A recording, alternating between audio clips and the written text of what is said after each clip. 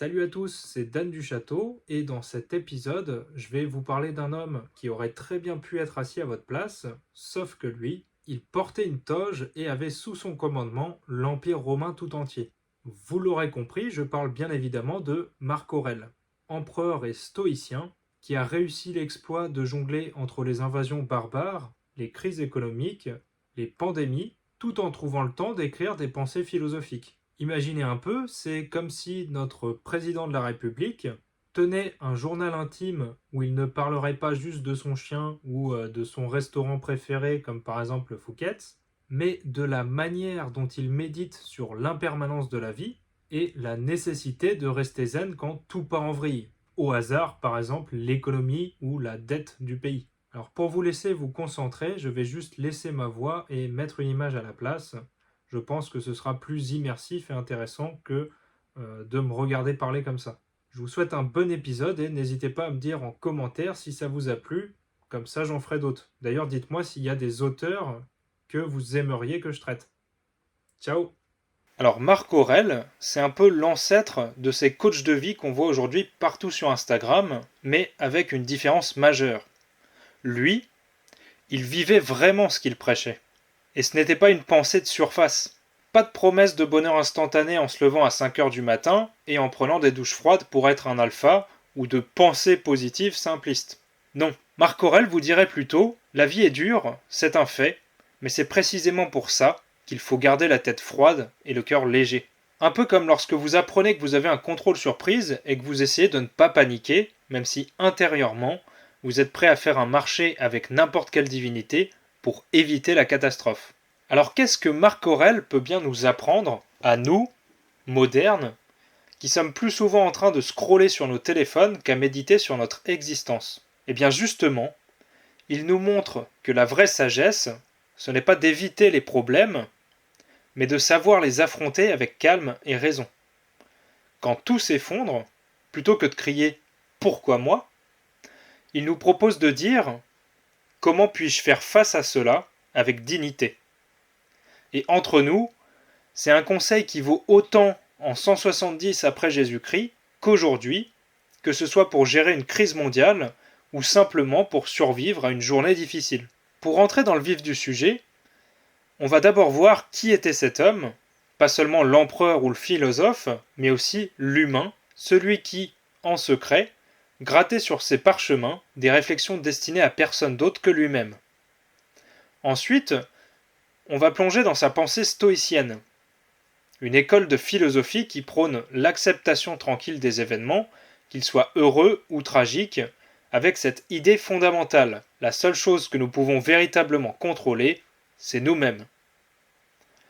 Alors ajustez vos toges, parce que nous partons pour un voyage dans l'âme d'un empereur qui aurait préféré être un simple philosophe, mais qui, malgré tout, a laissé à l'humanité un trésor de sagesse.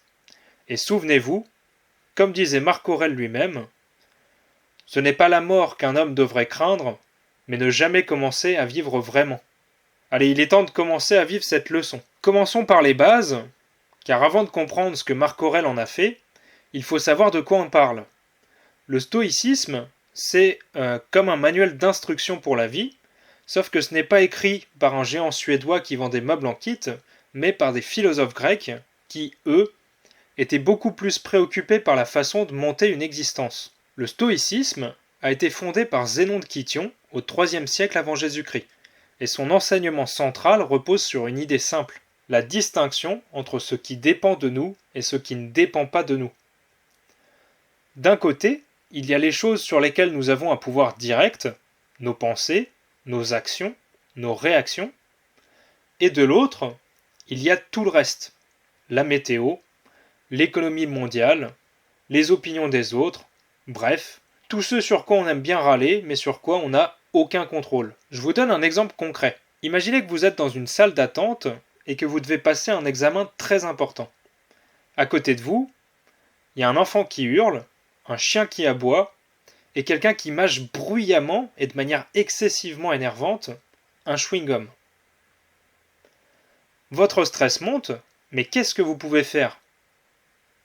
Eh bien, selon le stoïcisme, vous avez deux choix. Soit vous laissez ces choses extérieures vous mettre en colère et vous angoisser, soit vous les acceptez comme des éléments sur lesquels vous n'avez aucun pouvoir et vous vous concentrez sur ce qui dépend de vous, c'est-à-dire votre calme intérieur et votre préparation mentale. Les stoïciens pensent que la clé du bonheur réside dans cette maîtrise de soi. Pour eux, la vertu, c'est-à-dire l'excellence morale, est le seul bien véritable et elle consiste à vivre en accord avec la raison et la nature. Ce qui ne signifie pas retourner vivre dans une grotte ou parler aux arbres, mais bien plutôt de comprendre que tout a sa place et sa raison d'être, même ce qui nous paraît désagréable ou injuste. Le monde n'est pas là pour nous plaire, c'est à nous de nous ajuster pour vivre de manière vertueuse, indépendamment des circonstances. Pour rendre ça un peu plus digeste, imaginez que la vie c'est un grand théâtre et vous êtes un acteur. Vous ne choisissez pas le rôle que l'on vous donne, ni les événements de la pièce, mais vous avez le choix de jouer ce rôle du mieux possible, avec dignité et sagesse. Eh bien c'est ça être stoïcien. C'est accepter son rôle, quel qu'il soit, et jouer la pièce de la vie, sans se laisser submerger par les émotions ou les événements extérieurs. Voilà, ça c'est le stoïcisme en quelques mots, une philosophie qui nous invite à garder la tête froide et le cœur en paix, même quand le monde autour de nous semble vouloir nous mettre des bâtons dans les roues. Et maintenant que vous avez les bases, alors j'ai pas du tout été exhaustif, c'est une grande synthèse que je vous ai fait, et je vous invite à aller développer par vous-même, mais une fois qu'on a ces bases, on peut enfin explorer comment Marc Aurèle a appliqué ces principes dans sa propre vie. Alors une fois qu'on a posé ces bases du stoïcisme, il nous faut parler de l'éthique stoïcienne, c'est-à-dire la manière dont cette philosophie nous propose de vivre au quotidien. Parce que, à la base, c'est ça la philosophie, c'est une manière de vivre, c'est incarner sa pensée. En tout cas, c'est comme ça que moi je le vois. Donc si la vie était un sport, eh bien l'éthique stoïcienne, ce serait le code de conduite à suivre pour jouer de manière honorable.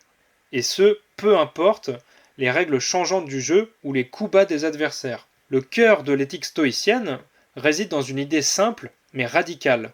Le bonheur et la tranquillité d'esprit dépendent uniquement de notre vertu, c'est-à-dire de notre capacité à vivre selon la raison. Pour les stoïciens, ce n'est pas ce qui nous arrive qui compte, mais la manière dont nous réagissons à ce qui nous arrive.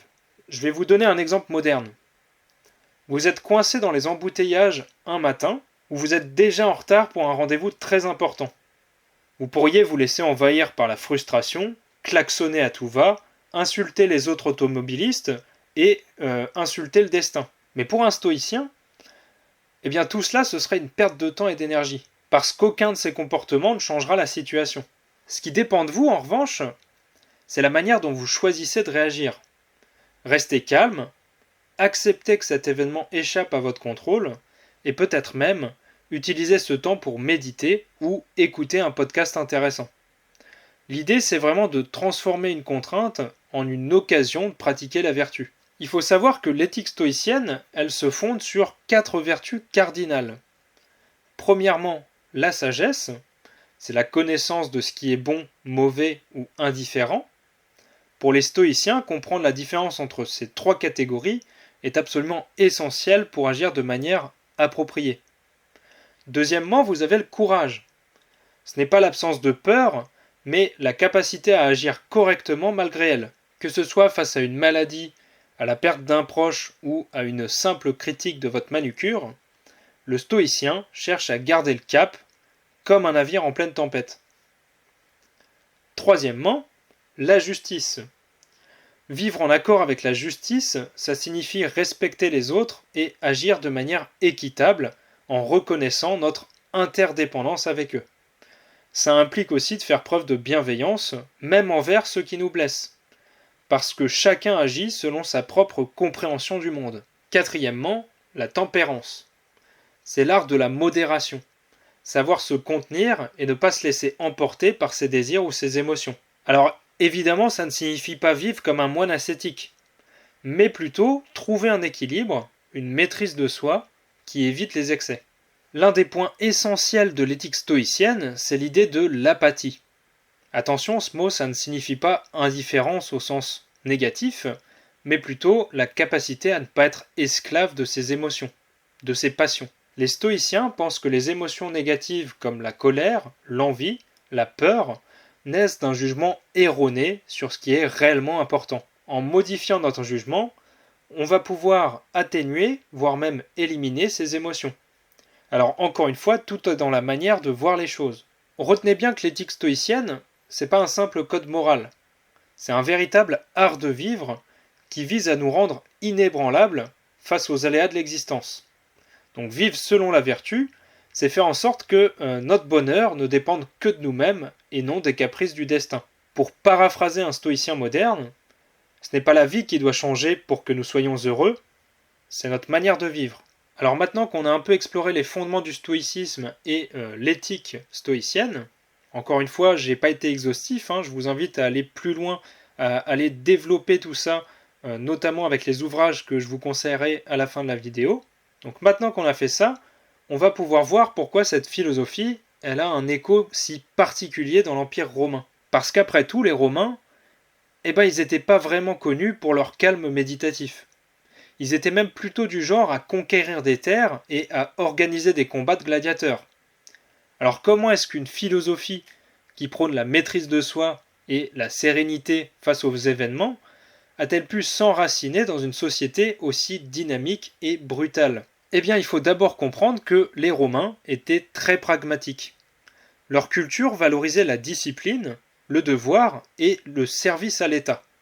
Donc c'est des valeurs qui résonnaient parfaitement avec les enseignements stoïciens. Le stoïcisme, avec son insistance sur la vertu et le contrôle de soi, ça offrait un cadre philosophique qui renforçait ces idéaux romains. En d'autres termes, en fait, il fournissait une sorte de manuel pour rester droit et intègre dans un monde où vous aviez la violence et le chaos qui étaient omniprésents. Alors un autre facteur important, c'est que les Romains avaient une grande admiration pour la culture grecque, dont le stoïcisme était un produit. Ils étaient fascinés par la sagesse grecque et nombre de citoyens romains instruits voyaient dans le stoïcisme une voie vers la grandeur. Pour les élites romaines, adopter le stoïcisme, c'était se distinguer par une forme de noblesse d'esprit, un peu comme aujourd'hui certains se vanteraient de suivre un régime bio ou de pratiquer du yoga. Le stoïcisme était aussi particulièrement adapté à la vie politique romaine. Les hommes d'État comme Sénèque ou encore Épictète, eux-mêmes stoïciens, trouvaient dans cette philosophie une source de force intérieure face à d'énormes responsabilités qui pesaient sur eux. Gouverner un empire, ce n'était pas et ce n'est toujours pas une mince affaire. Et donc les concepts stoïciens de devoir, de justice, d'acceptation du destin, ça aidait à rester lucide et à éviter de sombrer dans la corruption ou encore la démesure. Et puis soyons honnêtes, les Romains avaient un goût pour le tragique. Leur histoire était pleine de guerres, de trahisons, de révoltes et de désastres naturels. Dans un tel contexte, il est normal qu'une philosophie qui vous apprend à accepter l'adversité avec sérénité et à ne pas pleurer sur la nourriture renversée était non seulement utile, mais en fait carrément indispensable. Le stoïcisme, ça offrait un moyen de rester debout face à la tempête, sans se laisser emporter par les vents de la fatalité. On peut prendre un exemple assez emblématique, la mort de Sénèque. Comme je l'ai dit, c'était un philosophe stoïcien, mais aussi le conseiller de l'empereur Néron.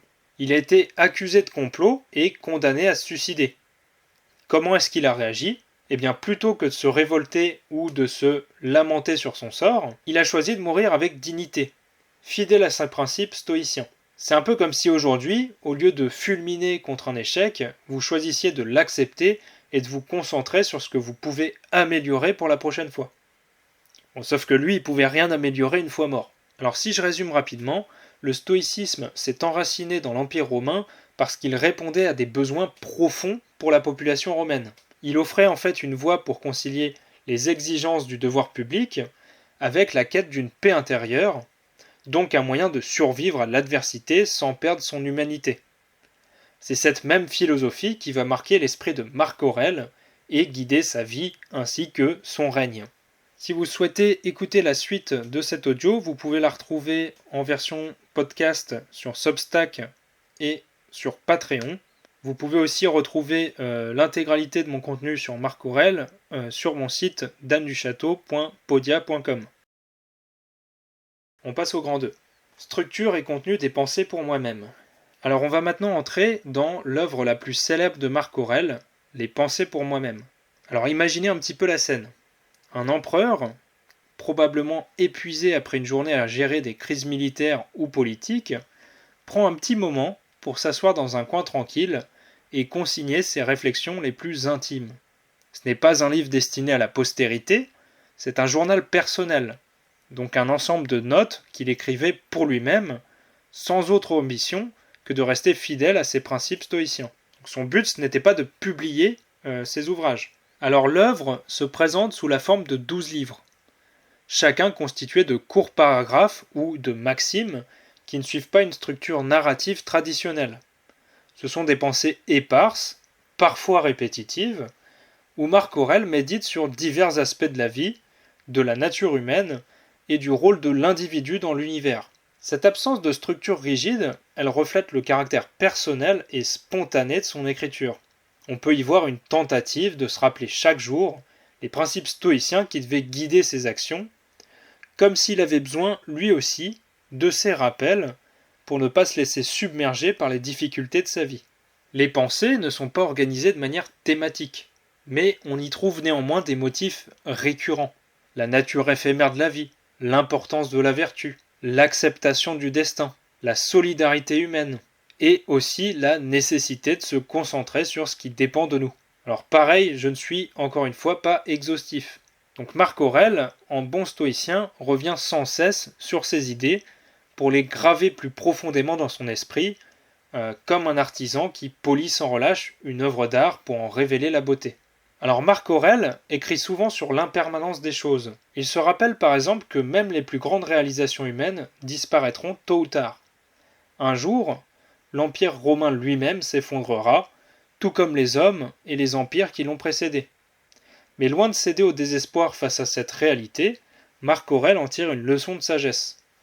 Plutôt que de se lamenter sur la brièveté de la vie, en fait, il nous invite à faire preuve de gratitude pour le temps qui nous est accordé et à justement utiliser ce temps pour vivre en accord avec la vertu. L'une des caractéristiques les plus frappantes des pensées est son ton humble et introspectif. Malgré son statut d'empereur, Marc Aurèle ne se pose jamais en donneur de leçons.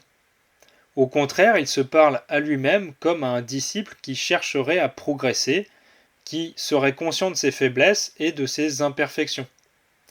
Par exemple, il se rappelle souvent de rester patient et indulgent envers les autres, en reconnaissant que lui aussi est imparfait et sujet aux mêmes erreurs que ses contemporains. Ce qui rend les pensées si puissantes, à mon avis, c'est justement cette honnêteté et cette lucidité de Marc Aurèle. Il ne cherche pas à se peindre sous un jour favorable. Il est avant tout un homme qui lutte pour rester fidèle à ses principes, dans un monde où les tentations de pouvoir, de colère et de désespoir sont vraiment omniprésentes. C'est un peu comme si aujourd'hui vous aviez un PDG d'une très grande entreprise qui tenait un journal où il consignerait ses efforts quotidiens pour rester éthique et bienveillant, malgré les pressions constantes du marché et de la concurrence. Alors malheureusement, j'ai trouvé aucun leader de ce genre aujourd'hui, c'est sûrement ce qui fait notre déclin. Alors comme je l'ai déjà dit, dans les pensées pour moi-même, Marc Aurèle aborde plusieurs thèmes récurrents qui forment le cœur de sa réflexion stoïcienne. Je le répète, mais ces termes ne sont pas organisés de manière systématique. Cependant, ils reviennent sans cesse. Alors je vais essayer de vous en parler un petit peu plus. Premièrement, on a l'impermanence de la vie. J'en ai parlé un peu avant, mais l'un des thèmes majeurs de mes pensées, c'est cette impermanence de toute chose. Marc Aurèle, bien qu'il soit à la tête du plus puissant empire du monde, il médite constamment sur la fugacité de la vie et des réalisations humaines. Il écrit, je cite, « Tout ce que tu vois disparaîtra bientôt, et ceux qui voient disparaîtront à leur tour. » Fin de citation. Cette réflexion sur l'impermanence n'a rien de nihiliste. Au contraire, elle vise à nous libérer de l'attachement excessif aux choses matérielles et aux honneurs, en nous rappelant que tout est transitoire. Marc Aurèle nous invite en fait à apprécier chaque moment pour ce qu'il est, en pleine conscience de sa nature éphémère. Deuxièmement, on a l'acceptation du destin ou encore l'amor fati. Marc Aurèle, c'est un fervent défenseur de l'amor fati, donc l'amour du destin. Il ne s'agit pas simplement de supporter stoïquement ce qui arrive, mais de l'accepter pleinement et même de l'aimer. Il écrit, je cite, aime ce qui t'arrive, car c'est ce qui était écrit pour toi, et il te va parfaitement. Fin de citation. Cette attitude consiste à voir dans chaque événement, même les plus douloureux, une opportunité de pratiquer la vertu. Troisièmement, la solidarité humaine. Marc Aurèle revient souvent sur l'idée que nous sommes tous des membres d'un même corps, l'humanité.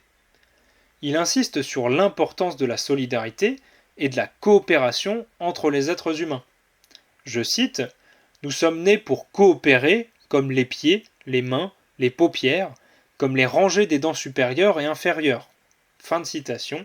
Pour lui, nuire à autrui, c'est en réalité se nuire à soi-même, car chacun fait partie du tout. Cette vision cosmopolite est l'un des aspects les plus progressistes de sa pensée, à savoir que nos actions doivent être guidées non seulement par la recherche du bien individuel, mais aussi par le bien commun. Quatrièmement, la maîtrise de soi. Marc Aurèle nous rappelle constamment que les seules choses qu'on peut vraiment contrôler, ce sont nos pensées, nos jugements et nos actions.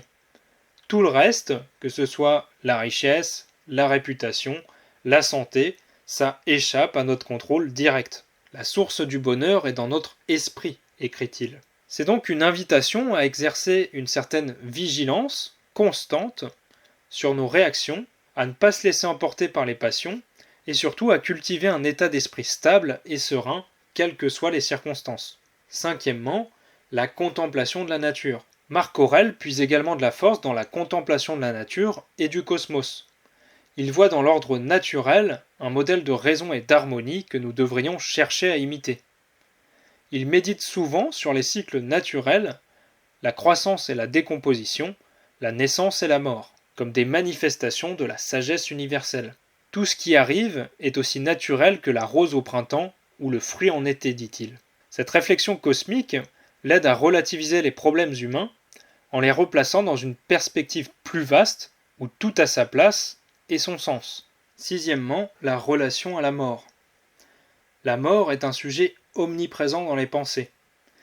Mais c'est loin d'être une source d'angoisse. Marc Aurèle la considère même comme une partie naturelle de la vie, donc quelque chose qu'il faut accepter avec calme et dignité. Ne crains pas la mort, mais plutôt crains de ne jamais commencer à vivre vraiment, écrit-il.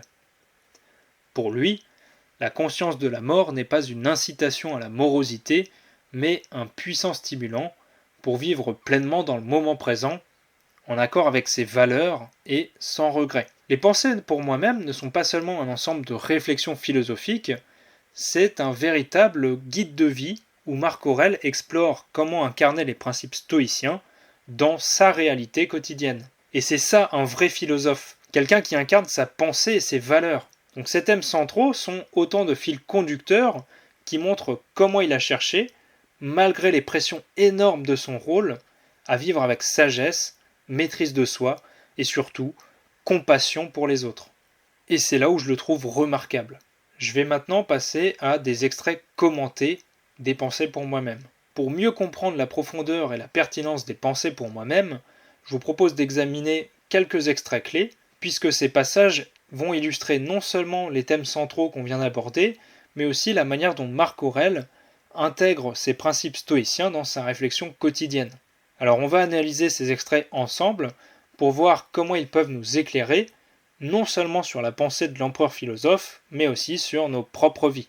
Alors ici, on va voir des extraits des pensées pour moi-même et on va les commenter un peu. Pour mieux comprendre un peu la pertinence des pensées pour moi-même, je vous propose d'examiner quelques extraits clés. Ces passages vont montrer non seulement les thèmes centraux qu'on vient d'aborder, mais aussi la manière dont Marc Aurèle intègre ces principes stoïciens dans sa pratique et sa réflexion quotidienne. Analysons ces extraits ensemble pour voir comment ils peuvent nous éclairer non seulement sur la pensée de l'empereur philosophe, mais aussi sur nos propres vies. Premier extrait, j'ai choisi un extrait sur l'impermanence. Je cite « Songe souvent à la rapidité avec laquelle passent et s'évanouissent les choses qui sont et qui se forment.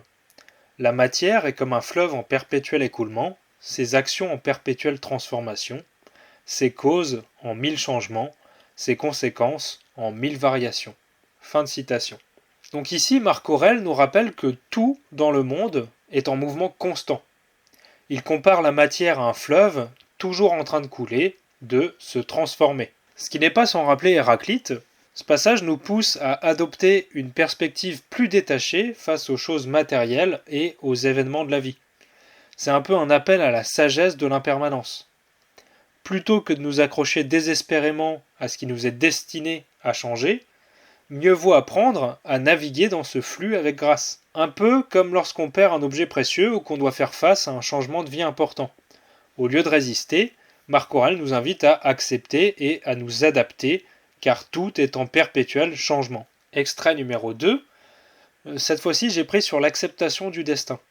Je cite « Ne dis pas que cela est malheureux, mais dis, au contraire, que c'est heureux si cela te permet de bien te conduire, de conserver la raison, de vivre dans la société des dieux. » Fin de citation. Alors ici, je trouve qu'on a une illustration parfaite de l'amor fati. Marc Aurèle nous encourage à voir chaque difficulté, non pas comme une malédiction, mais comme une opportunité. Par exemple, imaginez que vous ratez un examen important. Plutôt que de vous lamenter sur votre sort, demandez-vous comment cette situation peut vous pousser à vous améliorer, à mieux vous préparer la prochaine fois. Cette perspective transforme les obstacles en tremplin pour la croissance personnelle. Marc Aurèle nous enseigne ici que accueillir chaque événement, même les plus douloureux, est une chance de pratiquer la vertu et de renforcer notre caractère. Extrait 3, cette fois-ci j'ai choisi la solidarité humaine. Alors la citation est la suivante. « Ce qui n'est pas utile à la ruche ne l'est pas non plus à l'abeille. » Fin de citation. Je trouve que cette métaphore, elle est simple, mais extrêmement puissante. Ici, Marc Aurèle met en fait l'interdépendance de l'individu avec la société. Comme les abeilles dépendent de la ruche pour survivre, nous sommes tous liés les uns aux autres. Cette réflexion nous invite à penser au-delà de nos intérêts personnels pour considérer le bien commun. Par exemple, dans le cadre d'un travail de groupe, il est facile de se concentrer uniquement sur ses propres tâches. Mais Marc Aurèle nous rappelle très justement que notre succès personnel est lié à celui du groupe entier. Si chacun veille à l'intérêt collectif, tout le monde en sort gagnant. Quatrième extrait, cette fois-ci j'ai pris sur la maîtrise de soi. Je cite « L'âme devient teinte de la couleur de ses pensées. Imprègne-la donc de pensées habituelles, de quelque sorte que tu veuilles. » Fin de citation. Je trouve que ce passage met en lumière le pouvoir de notre pensée sur notre état d'esprit et, par extension, sur notre vie tout entière. Marc Aurèle nous encourage à cultiver des pensées positives et vertueuses afin de façonner notre âme. C'est un peu comme choisir la couleur avec laquelle on veut peindre sa vie. Si on nourrit constamment des pensées de colère, de jalousie ou de peur, eh bien notre existence en sera teintée. A l'inverse, si on cultive la bienveillance, la patience ou encore la sagesse, eh bien on construit une vie plus lumineuse. Ça rejoint totalement l'idée que nos pensées influencent notre réalité comme en physique quantique, et que la maîtrise de notre mental est essentielle pour une vie sereine. Extrait numéro 5, cette fois-ci j'ai choisi sur la mort. Je cite « Tu es un petit corps porteur d'un souffle, un jour tu seras cendre ou os, ou bien une mèche de poils séchés ou une souillure. Souviens-toi que le temps est court et que ton devoir est de vivre comme il convient à un homme. » Fin de citation. Alors ici, Marc Aurèle aborde la question de la mort avec simplicité encore une fois. Il nous rappelle notre mortalité, mais pas pour nous effrayer, plutôt pour nous recentrer sur l'essentiel. Vivre conformément à nos valeurs. Ce rappel de la brièveté de la vie, c'est un peu une invitation à ne pas perdre de temps en futilité, mais un appel à vivre pleinement. C'est un antidote contre la procrastination et la distraction. Ici, Marc Aurèle nous rappelle que notre temps est limité. Donc il faut qu'on vive chaque jour comme si c'était le dernier, et en ce sens, on doit se concentrer sur ce qui compte vraiment. Comme on vient de le voir, ces enseignements restent étonnamment actuels. Malgré tous les siècles qui nous séparent de Marc Aurèle, les questions fondamentales de l'existence humaine demeurent en fait toujours les mêmes. Alors à vous maintenant de voir comment ces réflexions peuvent enrichir votre propre vie. Après avoir exploré la philosophie stoïcienne de Marc Aurèle à travers ses écrits, je pense qu'il est maintenant temps de voir comment il a appliqué ces principes dans le cadre de ses responsabilités en tant qu'empereur romain. Gouverner l'un des plus vastes empires de l'histoire humaine tout en restant fidèle aux idéaux stoïciens, c'est un défi de taille. Et Marc Aurèle s'y est justement attelé avec rigueur et, je dirais même, avec une humilité exemplaire.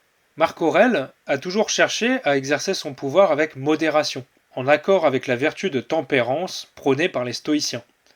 Contrairement à de nombreux empereurs qui l'ont précédé ou suivi, Marc Aurèle n'a jamais été attiré par l'excès, ni par la démesure non plus, ou encore par l'abus de pouvoir. Il considérait sa position non comme un droit divin ou une opportunité d'assouvir ses désirs personnels, mais bien plutôt comme une responsabilité écrasante, exigeant de lui le meilleur en termes de justice et de bienveillance.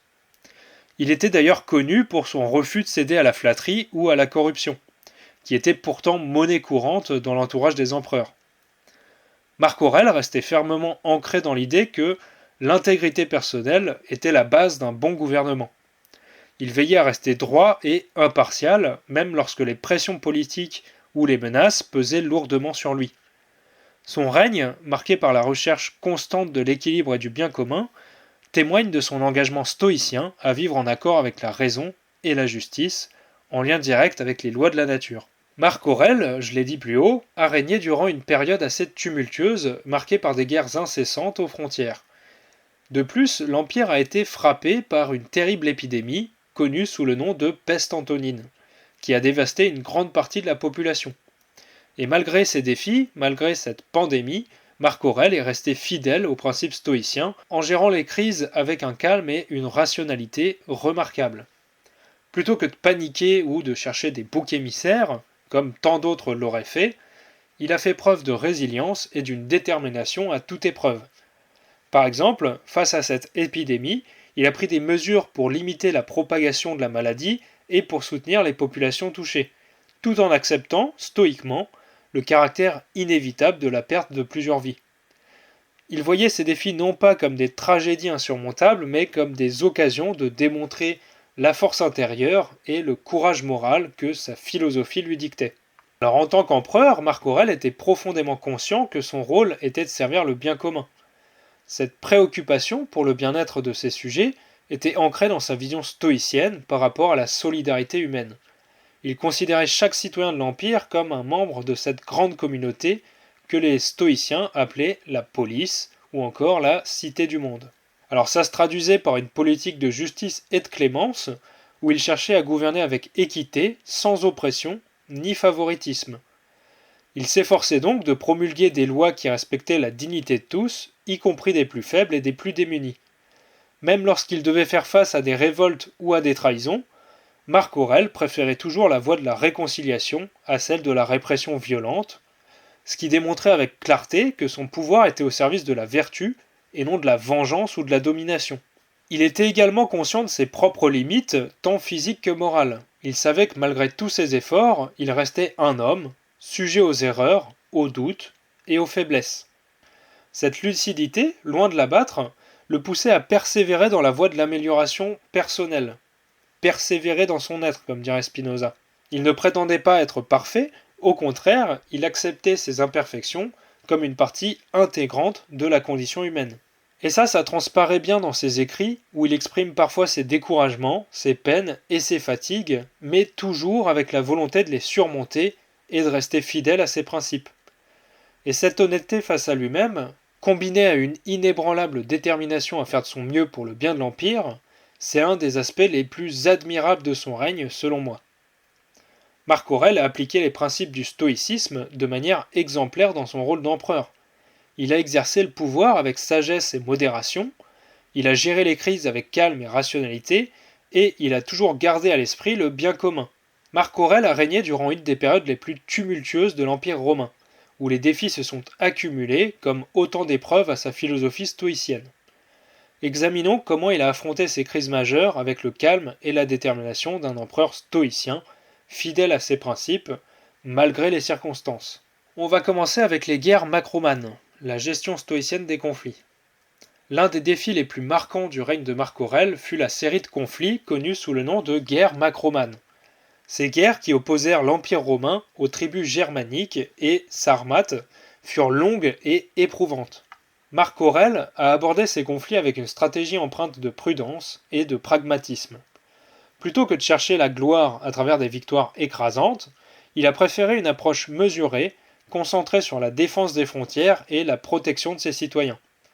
Cette approche, bien que moins spectaculaire, était en accord avec son souci du bien commun et de la stabilité de l'Empire. Malgré les lourdes pertes humaines et les sacrifices imposés, Marc Aurèle a toujours cherché à maintenir un équilibre entre la nécessité de défendre l'Empire et celle de préserver la vie humaine. Il n'a jamais cédé à la tentation de la brutalité excessive ou de la vengeance, même face à des ennemis tenaces. Au contraire, il cherchait des solutions durables, y compris des traités de paix qui permettraient de sécuriser les frontières sans entraîner des destructions inutiles. En parallèle aux guerres, l'Empire romain a traversé une grave crise économique sous le règne de Marc Aurèle. L'effort de guerre massif, couplé à une baisse de la production agricole due aux invasions et à la peste, a mis l'économie sous une pression énorme. La dévaluation de la monnaie, l'inflation galopante et les difficultés à lever des impôts ont créé un contexte de grande instabilité. Et Marc Aurèle a répondu à cette crise avec un mélange de pragmatisme et de rigueur morale. Il a pris des mesures pour stabiliser l'économie, comme la réduction des dépenses publiques et la réorganisation des finances de l'État. Mais il ne s'est pas contenté de ça. Il ne s'est pas contenté de mesures strictement économiques, il a aussi cherché à préserver la cohésion sociale, en veillant à ce que les populations les plus vulnérables soient protégées autant que possible. Par exemple, il n'a pas hésité à utiliser et vendre ses ressources personnelles pour aider à subvenir aux besoins des plus pauvres. Son approche de la crise économique était donc double. Il visait à restaurer l'ordre économique tout en minimisant les souffrances sociales.